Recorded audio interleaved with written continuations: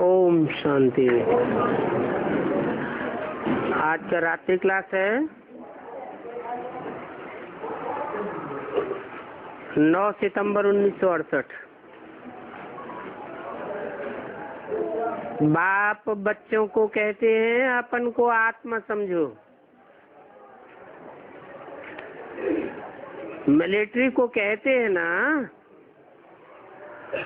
Attention please, तो बाप भी कहते हैं अटेंशन।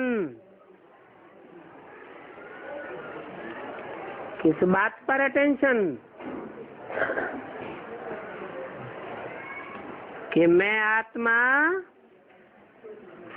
स्टार रूप में भ्रकुटी के मध्य में स्थित हूँ,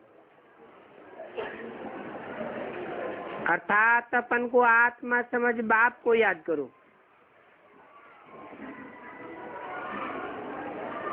याद करो और बाप से सुनो।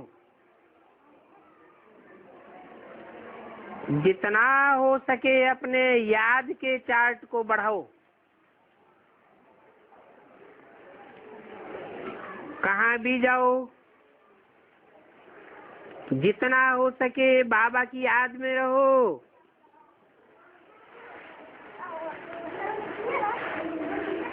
जो ज्ञान की बातों में चिटकते रहो, सिवाय ज्ञान के और कुछ भी नहीं सुनना है। जरमुई जगमुई की बातों को नहीं सुनना है और न सुनाना है। See no evil, hear no evil, talk no evil। बाप समझाते हैं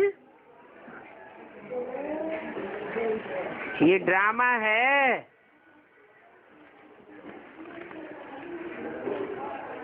सेकंड बाय सेकंड वही पास होता है जो कल पहले पास हुआ है।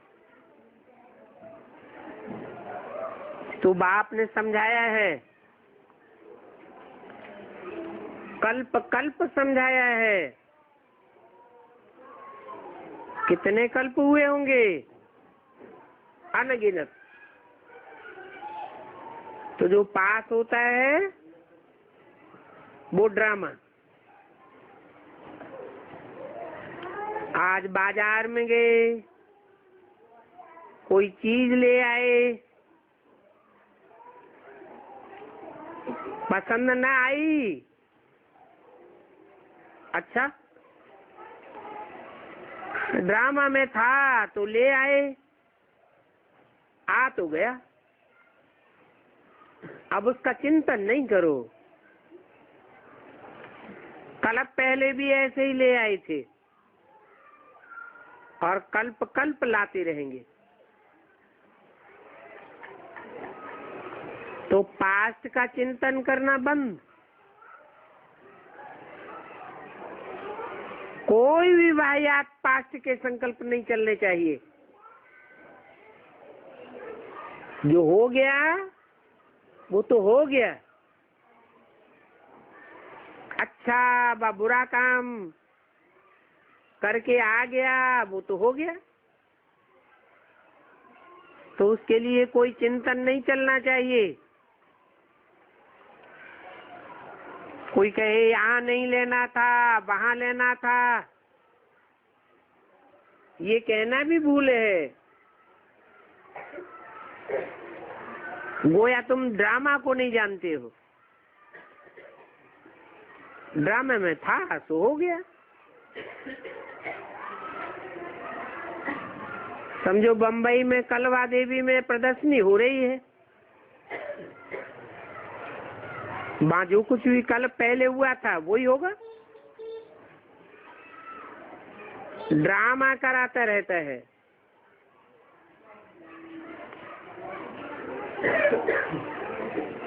कर लिया, फिर कहना कि ये नहीं करना था, भूल हो गई। आगे के लिए ख्याल करना चाहिए। बाकी बीती बातों का चिंतन नहीं करना चाहिए। बीती बातों का चिंतन करना ये भी एक समस्या हो जाती है।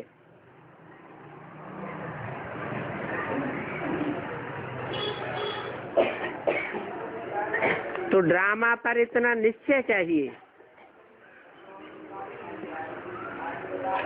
कहना भी नहीं है इसने ऐसी भूल क्यों की, ये भी नहीं कहना चाहिए। जो हो गया तो ठीक हो गया, काम तो चलता रहता है ना, तो काम कर लिया फिनिश। फिर कुछ भी नहीं कहना चाहिए, ऐसा नहीं करते तो अच्छा होता। ऐसे बार बार कह करके कोई के दिल को दुख नहीं पहुंचाना चाहिए, नाराज नहीं करना चाहिए, बार बार डोरापा नहीं देना चाहिए कि तुमने ऐसा कर दिया। अरे हो गया ना। ड्रामा पर न चलने से गुटखा बहुत खावेंगे। जो समाचार सुनाया बाबा को, वो कल पहले भी सुनाया था। जैसे सुना सुना न सुना, तो पास की ऐसी बातों पर जरा भी हर्ष अथवा शोक नहीं होना। कोई ने खर्चा फालतू किया, चित्र ठीक नहीं बनाया, अरे हो गया ना, ड्रामा में भूल थी, कर ली। हम इतना ख्याल ही क्यों करें?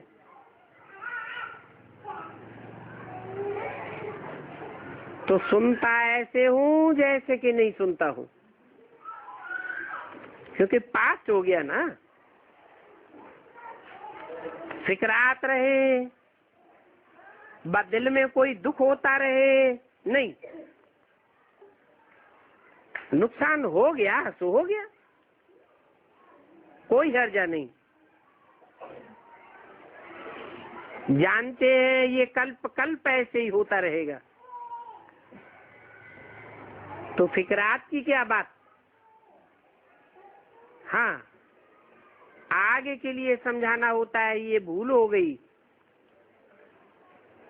आगे से ऐसी भूल नहीं होनी चाहिए। बाकी जो पास हुआ इसका थोड़ा ही कुछ हो सकता है। किसी को डोरापा देने से दुख होता है, कोई को भी दुख नहीं देना है। बाबा आया हुआ है सुख देने, ऐसी बातें नहीं करनी चाहिए जो किसी को दुख हो जाए। बाबा तो समझा नहीं देंगे।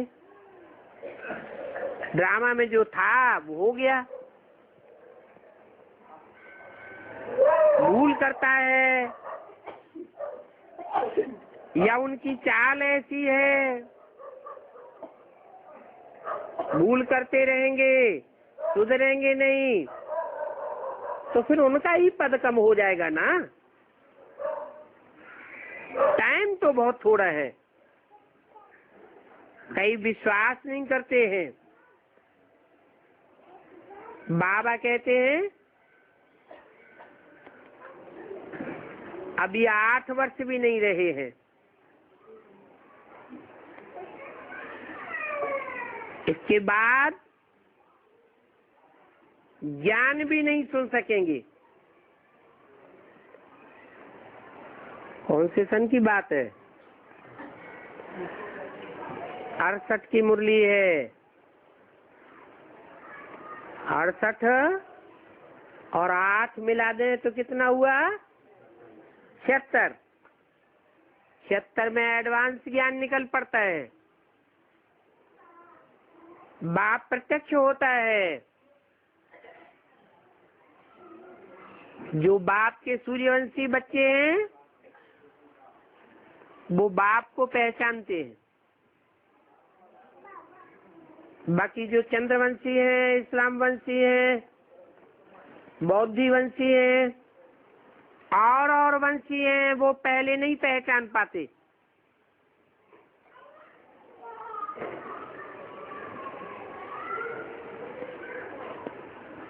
वो सुनना भी नहीं चाहते हैं, खुद भी नहीं सुनते हैं, दूसरों को भी नहीं सुनने देते हैं। इसलिए बोला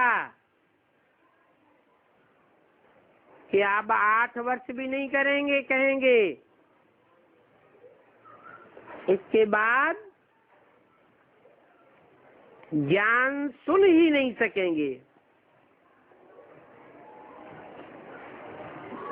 क्योंकि और धर्म में कन्वर्ट होने वाली आत्माएं बाप के बारे में ग्लानि करना शुरू कर देंगी।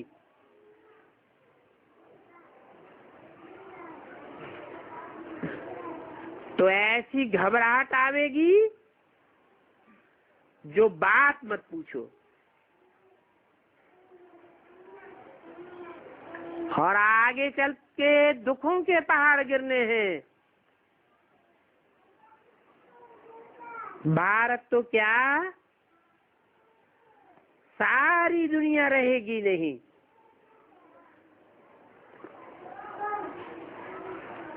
बाप जानते हैं ये सभी खत्म हो जाना है। अभी तो अनेक धर्म हैं। बाप आए हैं एक आदि सनातन देवी देवता धर्म की स्थापना करने, न कि हिंदू धर्म की स्थापना करने। हूबहू जैसे कल पहले स्थापना हुई, विनाश हुआ, वही होगा। सेकंड बाय सेकंड, जरा भी फर्क नहीं होगा। इन बातों में बुद्धि बड़ी राइल चाहिए। ये भक्ति मार्ग भी फिर होगा। जो कुछ हुआ है कल्प कल्प होता रहेगा। ड्रामा को समझने के लिए बुद्धि बड़ी अच्छी चाहिए। बाप तो आए हैं आदि सनातन देवी देवता धर्म स्थापन करने। हूबहू कल पहले मिसल स्थापना होती रहेगी। मनुष्य कहेंगे कि अभी ये दुखों के पहाड़ गिर रहे हैं, क्या 5000 साल बाद फिर ऐसे ही होगा?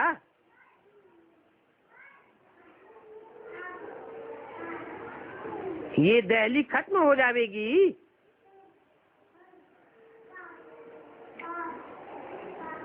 बाप तो कहेंगे हाँ फिर भी ऐसे ही होगा। ये बातें तुम अभी समझते हो, और बाप बैठ तुम बच्चों को समझाते हैं वर्ल्ड की हिस्ट्री, ज्योग्राफी। जो कुछ समझाया है वो रिपीट होता रहता है। ये बड़ी बेहद की कहानी है, बेहद का ड्रामा है।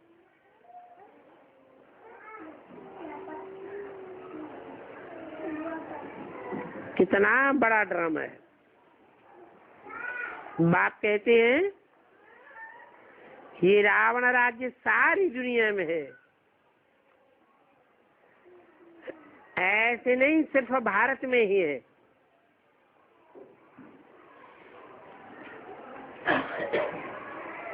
व्यास ने तो शास्त्रों में झूठी कहानी लिख दी है, जो फिर भी लिखेंगे।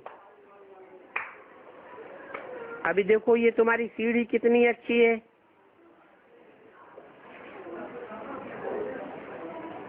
ये भी तुम जानते हो कि तुम 84 जन्म लेने वाले हो,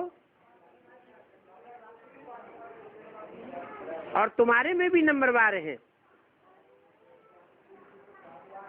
कोई पहले आवेंगे, कोई बाद में आवेंगे। जो जितना पढ़ेंगे उतना पहले आवेंगे, कम पढ़ेंगे तो देरी से आवेंगे। बाप तो कहते हैं कि स्कॉलरशिप पाने के लिए पुरुषार्थ करो।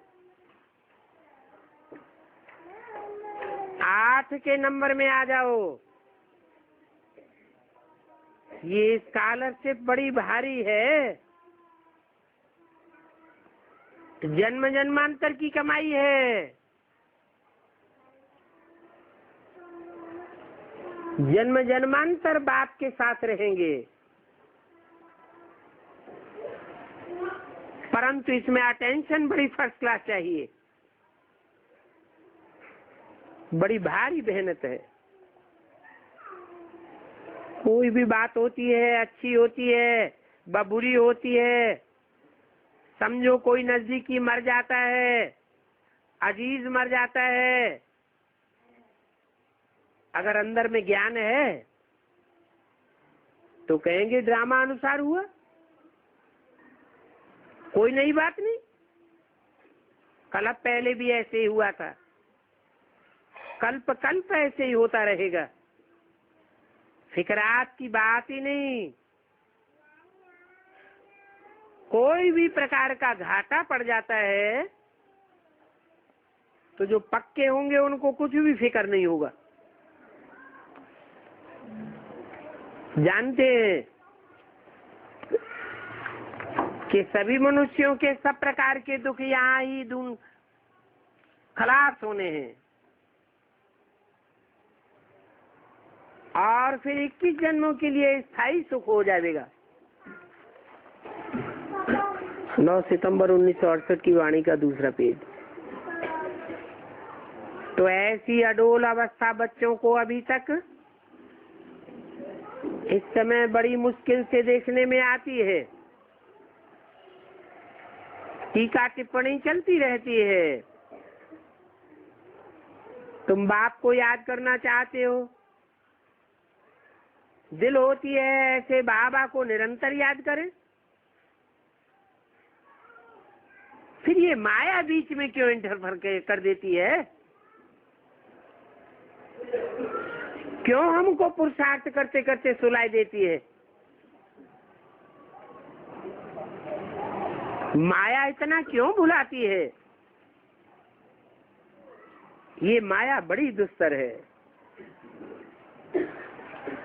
तो बाप कहते हैं हाँ, इस माया से खबरदार रहना है।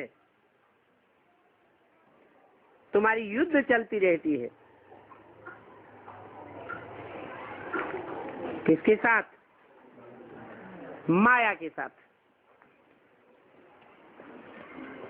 ये माया क्या चीज है?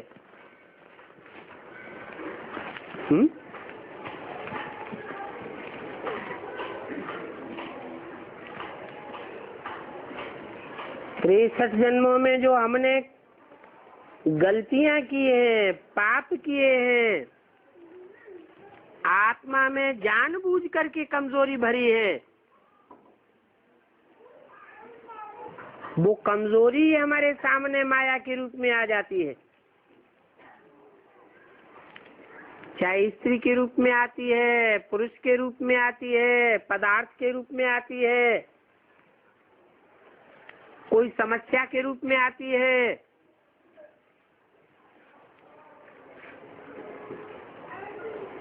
वो कमजोरी हमने स्वयं पूर्व जन्म में धारण की है। तो हिसाब किताब लेने आ जाती है। तो सोचा जाता है ये कमजोरी हमारे अंदर ना आई होती तो अच्छा था, इसलिए इसका नाम रखा गया माँ। माँ माने नहीं, आया।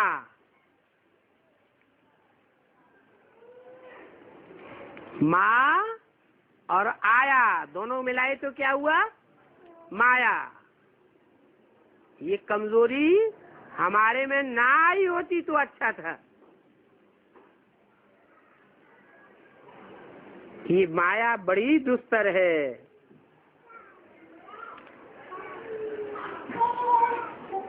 पुरुषार्थ करते करते पिछाड़ी में स्कॉलरशिप लेने लायक थोड़े बच्चे निकलते हैं।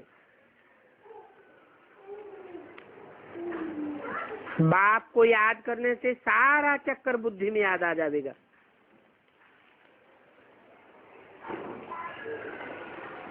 कैसे है? बाप को याद करने से आ जाएगा और आत्माओं को याद करने से क्यों नहीं आवेगा?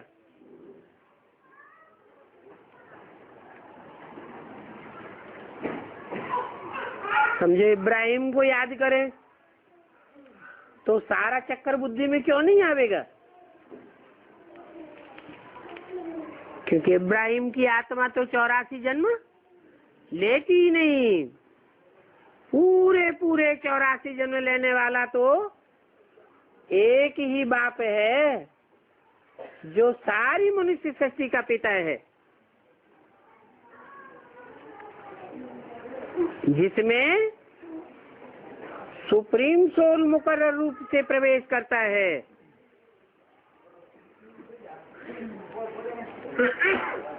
और सारे चक्र की याद दिलाता है।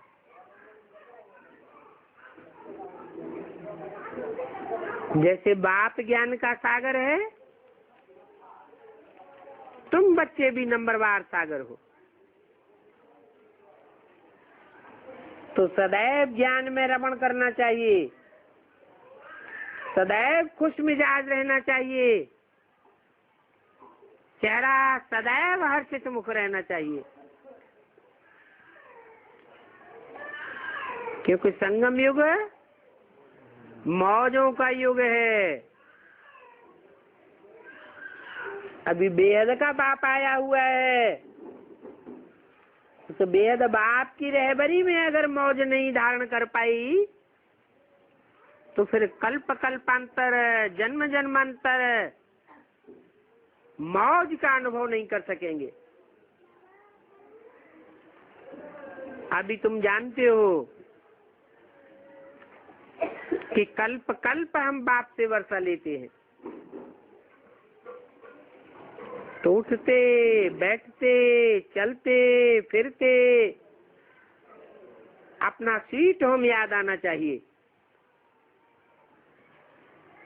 आधा कल्प हमने यज्ञ तप दान पुण्य किए और करते करते नीचे गिरते आए, फायदा तो कुछ भी नहीं हुआ। अभी बाप कहते हैं ऊंचा चढ़ना है, बाप को पहचाना, बाप के ऊपर निश्चय हुआ,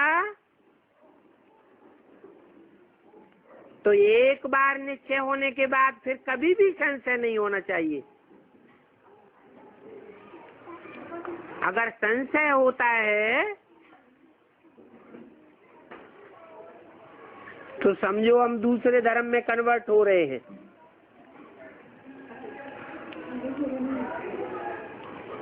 नहीं तो बाप ने तो कहा है कि अपने धर्म में पक्का रहना चाहिए। भक्ति मार्ग में भी कहते हैं स्वधर्मे निधनम से परधर्मो भयावह। वेद का बाप कहते हैं तुमको लौकिक बाप में तो कभी भी संशय नहीं होता है,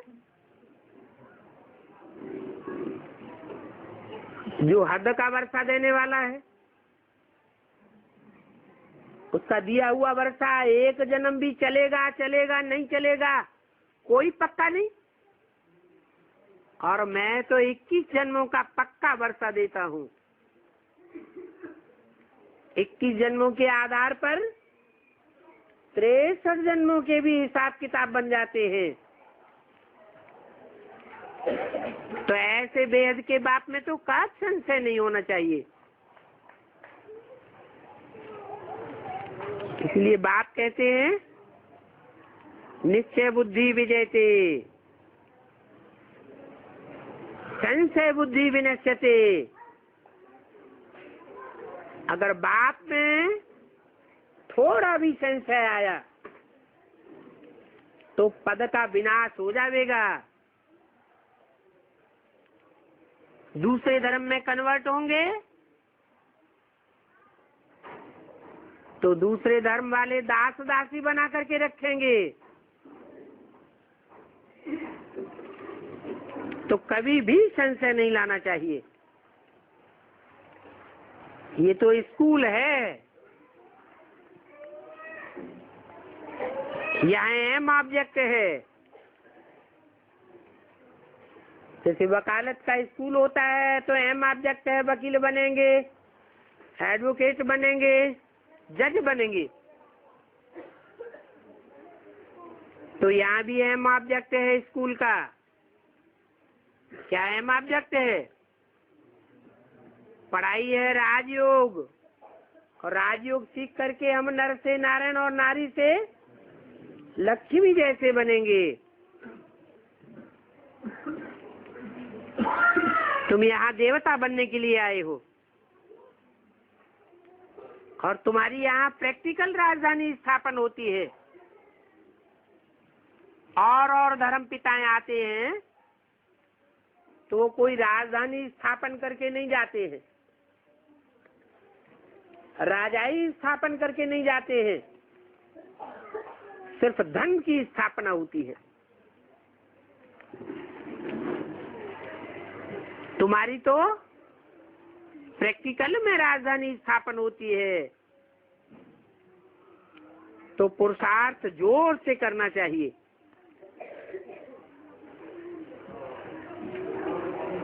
ड्रामा तुमसे पुरुषार्थ करावेगा,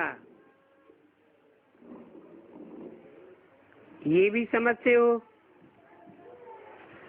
कि अभी के पुरुषार्थ अनुसार हम क्या बनेंगे। कहते हैं बाबा हम तो नई दुनिया में जरूर आवेंगे, पुरानी दुनिया में हम क्यों आवे हैं। तो बाप कहते हैं सूर्यवंश में आ जाओ, मेरे सूर्यवंशी बच्चे बनेंगे तो पूरे 84 जन्म लेंगे। नहीं बनेंगे, संशय बुद्धि बनते रहेंगे तो और धर्मों में कन्वर्ट हो जाएंगे। आत्मा में कमजोरी आ जाएगी। आत्मा कमजोर होगी तो पूरे 84 के चक्र में जा न सके। फिर कोई त्रेता में जन्म लेंगे, कोई सत्युग के अंत में आवेंगे, कोई द्वापर में आवेंगे, कोई कलयुग में आवेंगे। आना तो चाहिए पूरी 100% नई दुनिया में। पुराने में हम क्यों आवे हैं। हम तो लक्ष्मी नारायण के राज्य में आवेंगे। ऐसे राज्य में आवेंगे, ऐसे राजा के राज्य में आवेंगे जिस राजा की दुनिया में कोई भी ग्लानि नहीं होती है। सब देवताओं की ग्लानि होती है, भगवान की ग्लानि होती है, महात्माओं की ग्लानि होती है, धर्म पिताओं की ग्लानि होती है। एक ही नारायण है जिसकी कोई भी प्रकार की ग्लानि दुनिया में नहीं होती, शास्त्रों में भी नहीं होती। तो ऐसे लक्ष्मी नारायण के राज्य में आएंगे तो यथा राजा तथा प्रजा। हम तो पढ़ाई में बाबा को फॉलो करेंगे। ये ब्रह्मा भी पढ़ करके नंबर 1 जाता है ना, बूढ़ा पढ़ करके लक्ष्मी नारायण बन सकता है, तो हम क्यों नहीं बन सकते। बहुत खुशी होनी चाहिए। हमारा बाप कितना मीठा है, बाबा आपकी कमाल है, आपकी बड़ी भारी जादूगरी है, जो हमको बैगर टू प्रिंस बनाए देते हो, विश्व का मालिक बनाए देते हो। गीत भी बनाया हुआ है, आप सभी कुछ दे देते हो, और कोई भी चीज ऐसी नहीं है जो आप नहीं देते हो। वो धर्म पिताएं आते हैं, वो कोई भी आकर के विश्व की बादशाही नहीं देते। उनके फॉलोअर्स ने कितनी ही मार काट दुनिया में मचाई हो, कितनी भी बड़ी हिंसा की हो, लेकिन सारी दुनिया के ऊपर कंट्रोल नहीं कर सके। और बाप तो हमको वो ऐसी आकर के पढ़ाई पढ़ाते हैं जो हम सारी दुनिया को कंट्रोल कर लेते हैं। धरती आसमान सभी के मालिक बनाए देते हैं। ऐसा भी एक टाइम था जब एक भारत ही विश्व में चमक रहा था। कोई कहे ये कैसे हो सकता है, और सभी देश क्या खलास हो जाएंगे? ये तो असंभव है। ऐसे ऐसे कहने वाले भी कह देते हैं, अरे कल की ही तो बात थी, लक्ष्मी नारायण का राज्य था, भारत में ही उनका राज्य था। कितनी भारी उनकी महिमा है। तो वर्ल्ड की हिस्ट्री ज्योग्राफी रिपीट होगी ना। मैं आता ही हूँ स्वर्ग की स्थापना करने के लिए।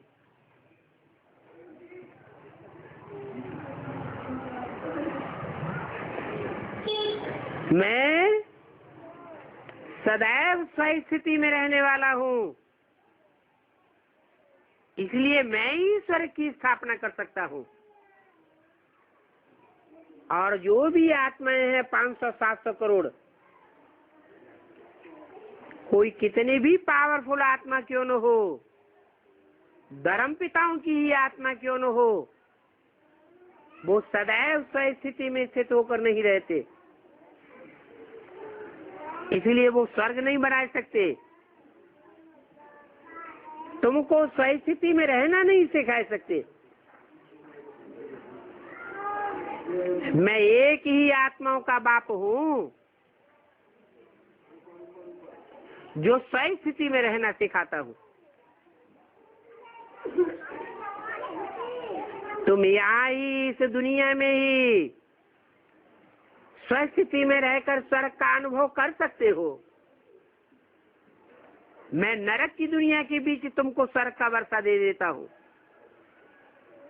सारी दुनिया हाय हाय करेगी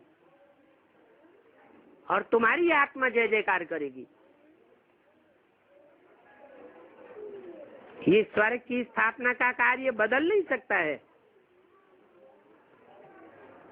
ये बातें शास्त्रों में भी नहीं है। गीता में कुछ सच्चाई है, वो भी आटे में लून मिसल है। अभी भगवान कहते हैं देह के सभी संबंध छोड़ अपन को आत्मा समझो। ये राइट बात है। मैं क्रिश्चियन हूँ, मैं इस्लामी हूँ, सन्यासी हूँ, सिख हूँ, बौद्धी हूँ, ये देह के धर्म हैं। मैं हिंदू हूँ, ये भी दैहिक धर्म है। मैं कहता हूँ तुम सब आत्मा हो। एक परमात्मा बाप के बच्चे हो। आत्मा अणु में चलाती सूक्ष्म है।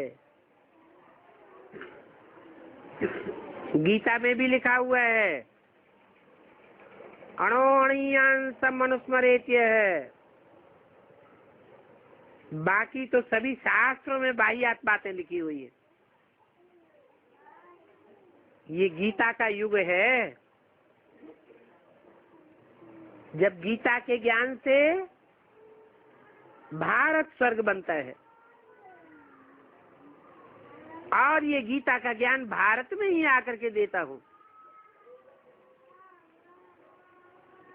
फिर ये सतयुग, त्रेता, द्वापर, कलयुग चक्र फिरता रहेगा। तुम भी कहते हो बाबा हमने अनेक बार आपसे स्वर्ग का वर्षा लिया है।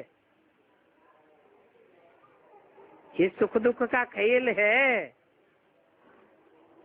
जो बात ही आकर के समझाते हैं और अच्छी तरह से समझाते हैं। इस खेल में तुम्हारा हीरो हीरोइन का पार्ट है। तुम राज्य पाते हो, फिर माया से हार खाते हो। ये हार और जीत का खेल कोई और धर्म के लिए नहीं है। तुम ही ऊंचते ऊंच बनते हो, फिर तुम ही नीचते नीचे बनते हो। कोई कहते हैं क्या भारत ही सिर्फ स्वर्ग बनेगा? बोलो हाँ, सिर्फ भारत ही स्वर्ग बनेगा। इसीलिए इसका नाम भारत है। भा अर्थात रोशनी, रत अर्थात लगा रहने वाला। ये भारतवासी ही हैं। जब भगवान आते हैं, ज्ञान की रोशनी देते हैं, तो उस ज्ञान की रोशनी में सदैव लगे रहने वाले भारतवासी ही निकलते हैं, और दूसरे देश के लोग नहीं निकलते। जो सदैव भगवान की दी हुई ज्ञान की रोशनी में अपने जीवन को लगाए रखे। इसलिए इस देश का नाम क्या है? भारत। और कोई देश स्वर्ग बन ही नहीं सकते। झाड़ देखो, और धर्म आते ही बाद में है।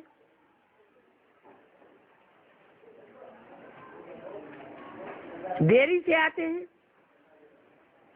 तो वो राजयोग कैसे सीखेंगे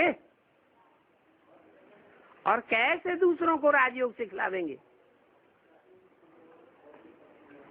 परमपिता परमात्मा से भी आकर के ब्रह्मा द्वारा ब्राह्मण देवता क्षत्रिय कुल की स्थापना करते हैं।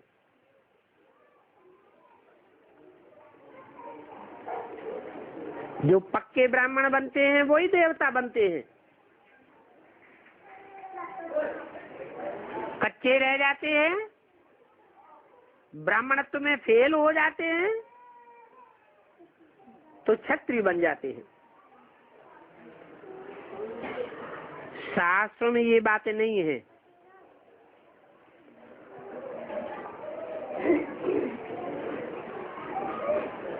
शास्त्रों में इन बातों को कभी पढ़ा हुआ नहीं है, इसलिए वो शास्त्रकार तुमको तंग करते रहते हैं। बोलो अरे ये शास्त्र तो हमने 63 जन्म पढ़े, जन्म जन्मांतर हम शास्त्रों का ज्ञान लेते आए हैं। हम जानते हैं कि इन हजारों वर्षों के बीच में शास्त्र पढ़ते पढ़ते दुनिया नीचे गिरी है। दुनिया के मनुष्यों की मेंटलिटी नीचे गिर गई, सब पतित होने लग पड़े। ये भक्ति का अंजाम है। शास्त्रों से ये भक्ति आती है। बाप समझाते हैं कि पहले नंबर में ये गिरते हैं। कौन है? यह गिरते हैं। यह कह के किसकी तरफ इशारा किया है? बाप की तरफ इशारा किया। यह कह के लक्ष्मी नारायण की तरफ इशारा किया कि पहले नंबर में द्वापर से यह गिरते हैं, जिन्हें और धर्मों में आदम और हव्वा कहा जाता है, एडम और ईव कहा जाता है। उनके लिए कहानी बनाई दी है कि खुदा ने उनको जन्नत बख्शीश की और कहा कि जन्नत में ये बॉडी का फल नहीं खाना, अगर खावेंगे तो तुम नरक में गिर जावेंगे, दोजख के वासी हो जावेंगे। और पहले पहले ईव की नीयत खराब हुई और बॉडी का फल खा लिया और दोजख में गिर गए। कथा तो तुम्हारी है, वो दूसरे धर्म वालों ने इस कथा को ले लिया है। वास्तव में जो पहले पहले नीचे गिरते हैं, पहले पहले जो भक्ति करते हैं, उन्हीं को बाप आकर के उठाते हैं।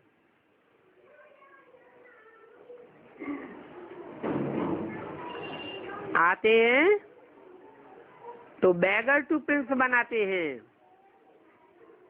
गरीबों को बाप ही उठाते हैं। सारी दुनिया तो साहूकार निवाज है और बाप है गरीब निवाज। ये पहला नंबर कृष्ण ही प्रिंस बनता है ना। दूसरे जन्म में तो नाम रूप बदल जाता है, परंतु कृष्ण कौन था, कब था, कुछ भी किसी को पता नहीं है। जिस कृष्ण की शास्त्रों में इतनी कथाएं लिखी हुई हैं, वो कृष्ण कब था? जरूर संगम युग में हुआ। बाप ने ही आकर के बैगर टू प्रिंस कृष्ण बनाया।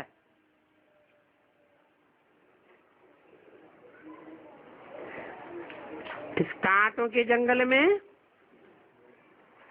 सब दुखी है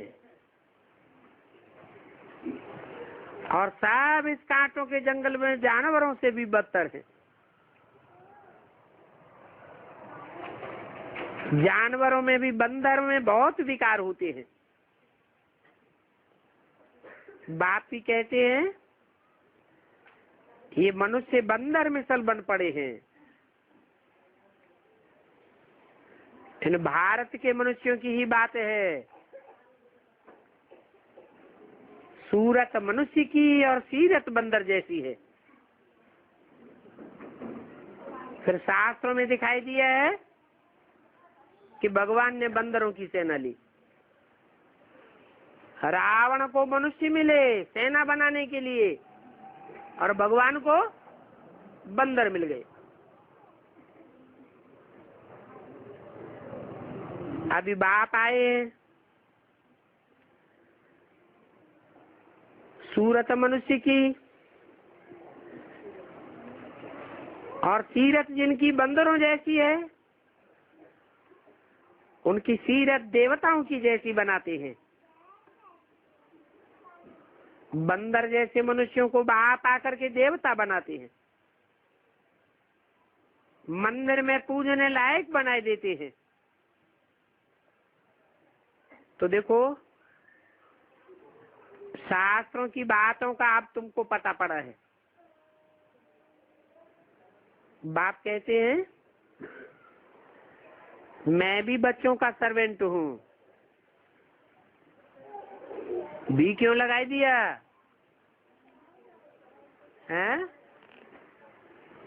इसलिए लगाई दिया कि जैसे मैं बच्चों का सर्वेंट हूँ, तुम बच्चों को भी एक दूसरे का सर्वेंट बन करके सेवा करनी चाहिए।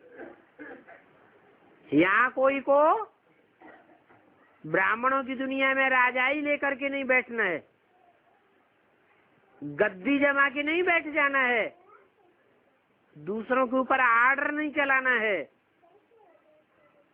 रिक्वेस्ट से काम लेना है। फिर मैं बच्चों को ब्रह्मांड का मालिक बनाए देता हूँ, सारे विश्व का मालिक बनाए देता हूँ। फिर देखो मैं बनता हूँ क्या? कल्प कल्प आकर के बच्चों को समझाता हूँ। तो ये बच्चे बेचारे याद में लग जावे, इनके सिर से पापों का बोझा उतर जावे।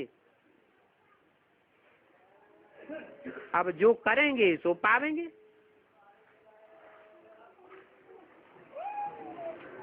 बाकी देह के बच्चे तो 63 जन्म संभालते ही चले आए हो। अभी बाप के आत्मा रूपी बच्चों की संभाल करो, इनकी सेवा करो। कितने बच्चे बाप के पैदा हुए हैं, कितने बच्चे बाप के पैदा होने हैं। बाकी बाहर की दुनिया तो कितनी गंदी है। उस दुनिया का नाम ही है वैश्यालय। सभी विकारों में गोते खाते रहते हैं। और ये है शिवालय। शिव बाबा आकर के पवित्रता की राखी बांधते हैं। शिव बाबा याद आया तो विकर्म जरूर विनाश होता है। शिवालय याद आ गया, वहां तो कोई पाप कर्म होता ही नहीं है। समझो वर्षा याद आ गया। कितनी सहज बातें हैं। अच्छा, मीठे मीठे बच्चों को रूहानी बाप व दादा का याद प्यार, गुड नाइट और नमस्ते। ओम शांति।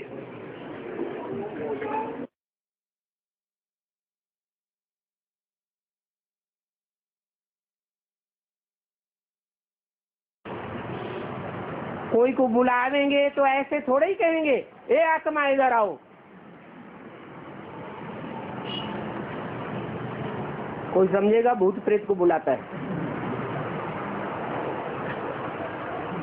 तो जानते हो कि शरीर का नाम बदलता है।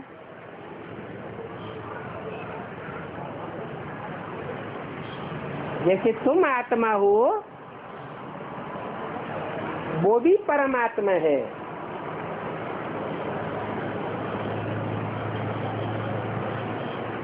उनका असली नाम है क्या? राम नहीं, उनका असली नाम है शिव। शिव बाबा नहीं। असली नाम क्या है? शिव बाबा असली नाम नहीं है। नकली को याद करते हो है? नकली को याद करते हो या असली को याद करते हो? है? असली को याद करते हो। असली का नाम क्या है? शिव बाबा असली का नाम है?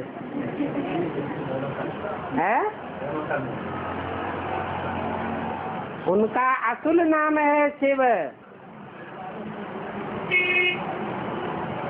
जब प्रवेश करते हैं, करण करावनहार का पार्ट बजाते हैं, तब नाम पड़ता है शिव बाबा।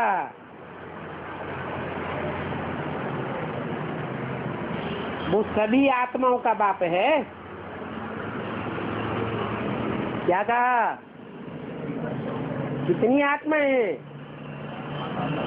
500-700 करोड़ जो भी आत्माएं हैं, वो सभी का बाप है। उनको अपना शरीर नहीं है। बाप कहते हैं मुझे भी अगर अपना शरीर होता, मुझे भी अपना रथ होता, जैसे तुमको अपना रथ है, जन्म जन्मांतर अपना रथ होता है, अगर मेरे को भी अपना रथ होता तो क्या अंतर पड़ता है? तुम भी स्वार्थी हो तो मैं भी स्वार्थी बन जाता। फिर दुनिया में परमार्थ कौन करता?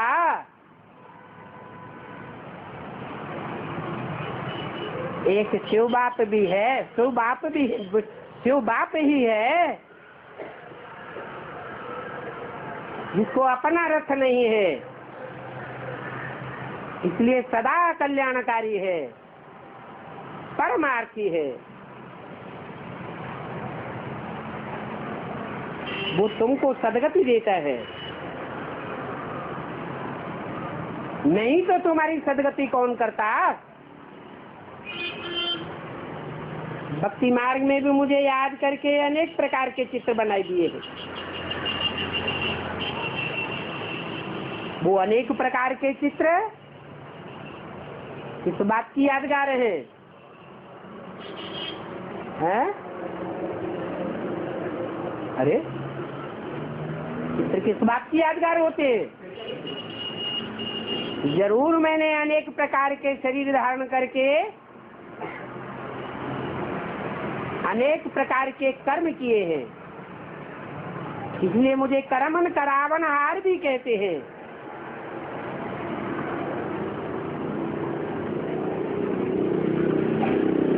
जो महाराष्ट्र के लोग होते हैं, जिन्हें मराठी कहा जाता है, वो कितना खर्चा करके गणेश का चित्र बनाते हैं।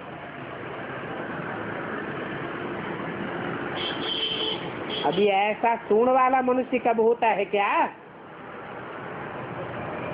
है? होता है?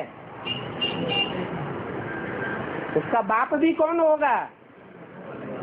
सूंड वाला होगा। मनुष्यों का बाप मनुष्य होगा, हाथी का बाप हाथी होगा। परंतु देखो ऐसे सूंड वाले की भी कितनी पूजा करते हैं। कौन है? मराठी लोग। ये सभी अंधश्रद्धा की बातें हैं।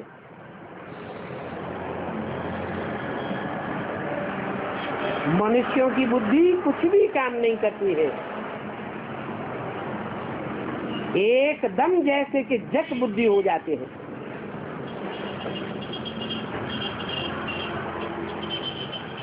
मैं आऊंगा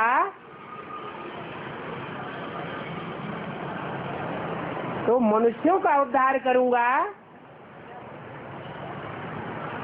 या जानवरों का उद्धार करूंगा? है? भगवान आते हैं तो क्या देते हैं? ज्ञान। जानवर बुद्धि समझेगा, जानवर समझेगा या मनुष्य समझेगा? है? मनुष्य समझेगा। मनुष्य सुनेगा, मनुष्य मनन चिंतन मंथन करेगा, मनुष्य फैसला करेगा। ज्ञान को कर्म में लाएगा। जानवर थोड़ा ही सुनेगा, समझेगा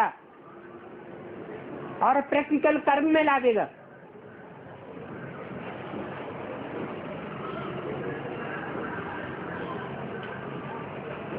तो सूंड वाले गणेश का चित्र बनाते हैं।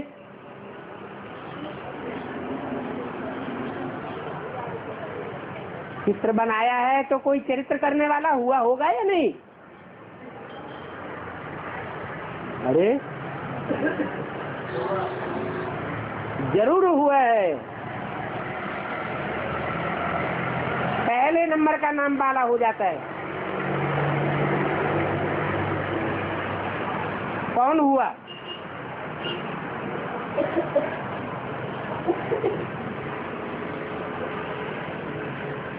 है प्रजापिता। प्रजापिता मनन चिंतन मंथन करने वाला नहीं है, मनुष्य नहीं है, जानवर की औलाद है।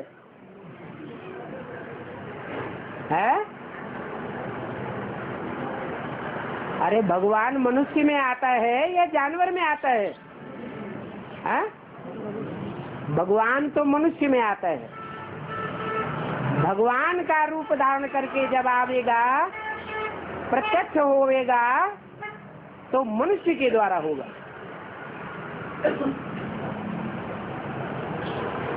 जानवर के द्वारा भगवान प्रत्यक्ष नहीं होता।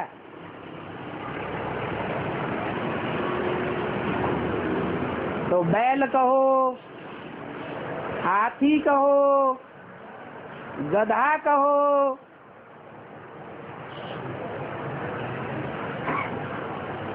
ये पार्टदारी क्यों दिखाया है?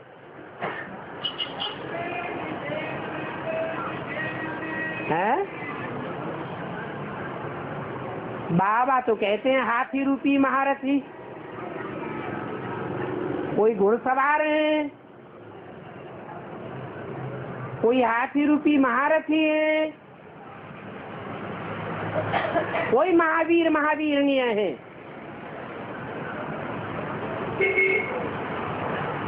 तो महावीर महावीरनी किसका नाम हुआ? है?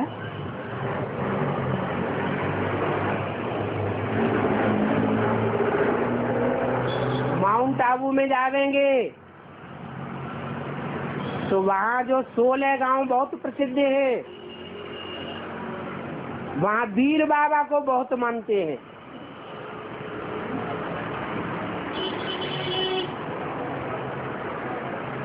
क्या गणेश को नहीं मानेंगे? अभी प्रैक्टिकल में भी देखा जा रहा है। वहाँ के बासिंदा ब्रह्मा को मानते हैं, ब्रह्मा कुमार कुमारियों को मानते हैं, नहीं मानते हैं। फिर ये परंपरा कहाँ से पड़ गई?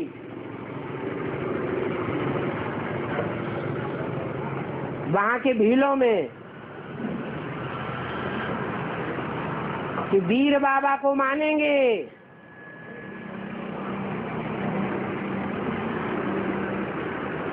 जिस वीर का नाम जैनियों में महावीर भी है, हिंदुओं में भी महावीर कहा जाता है हनुमान को।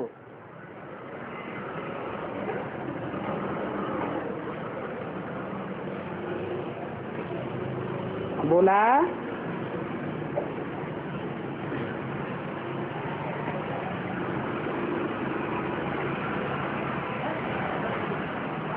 हनुमान की भी बहुत पूजा करते हैं। गवर्नर ने भी कहा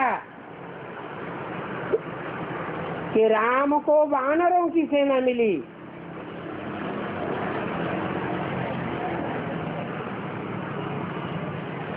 तो बंदर मंदिर लायक बन गए, स्वर्ग में चले गए।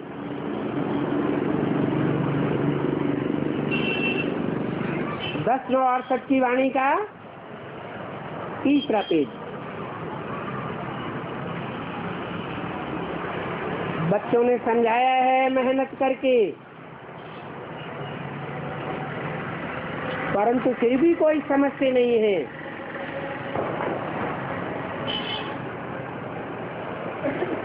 ये हनुमान, ये गणेश आदि जानवरों की पूजा क्यों होने लगी? कब होने लगी? जब सतो प्रधान भक्ति थी तब नहीं हुई। जब भक्ति रजो प्रधान होती है तब जानवरों को भी भगवान के रूप में बैठ पूजने लग पड़ते हैं।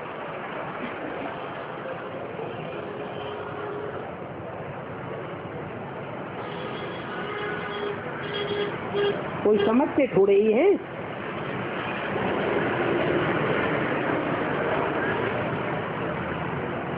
कोई कहते हैं कि जन्म कलयुग में लिया है और हम मरेंगे सतयुग में। अभी तुम तो जानते हो कि नरकवासी से अभी तुम स्वर्गवासी बनते हो, तो तुमने जन्म कहाँ लिया है? कहाँ जन्म लिया? अरे नरक में ही तो जन्म लिया ना।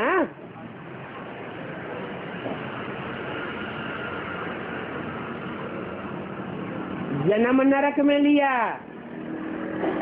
फिर मरेंगे कहाँ?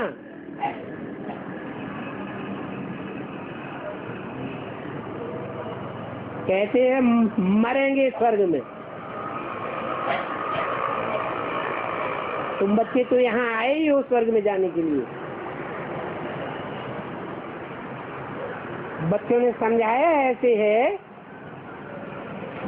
कि पुरुषार्थ करके स्वर्ग में चलना है। कौन सा पुरुषार्थ है ऐसा? है पुरुषार्थ है। पुरुष माने आत्मा। आत्मा के लिए जो तुम मेहनत करते हो उसको कहा जाता है पुरुषार्थ। इसके अर्थ आत्मा के अर्थ, शरीर के अर्थ जो मेहनत करते हो, पेट के लिए जो धंधा करते हो उसको पुरुषार्थ नहीं कहेंगे।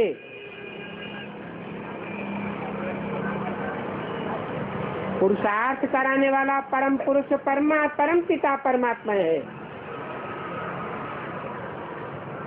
वो परम पिता परमात्मा सिखाते हैं कि मैं इस रथ की प्राप्ति कराने के लिए नहीं आया हुआ हूँ। इस रथ की जो भी तुम प्राप्ति करेंगे वो पूर्व जन्मों के कर्मों के अनुसार होती है।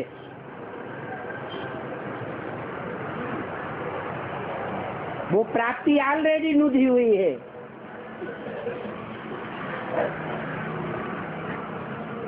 इसमें मैं कुछ भी नहीं कर सकता। वो साधु सन्यासी होते हैं, वो तो उल्टी पढ़ाई पढ़ाते हैं।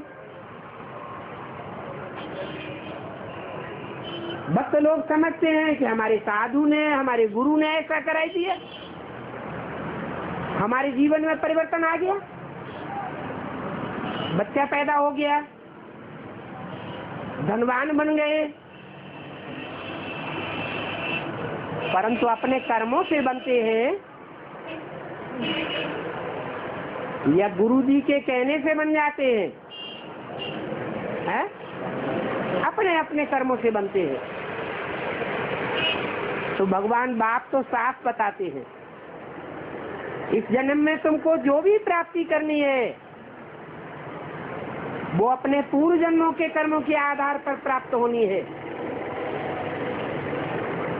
या इस लौकिक जन्म में तुमने जो कर्म किए हैं या अभी भी जो तुम लौकिक कर्म कर रहे हो, उन कर्मों के आधार पर तुमको इस जन्म की प्राप्ति होनी है। बाकी मैं कहाँ के लिए पुरुषार्थ कराने आया हूँ? है? भविष्य 21 जन्मों के लिए पुरुषार्थ कराता हूँ। तुम्हारी आत्मा 21 जन्मों के आधार पर 63 जन्मों की भी प्राप्ति करने की अभ्यासी अभी बन रही है। तीव्र पुरुषार्थ, मध्यम पुरुषार्थ या दल पुरुषार्थी के संस्कार अभी आत्मा में भरे जा रहे हैं। ओम शांति।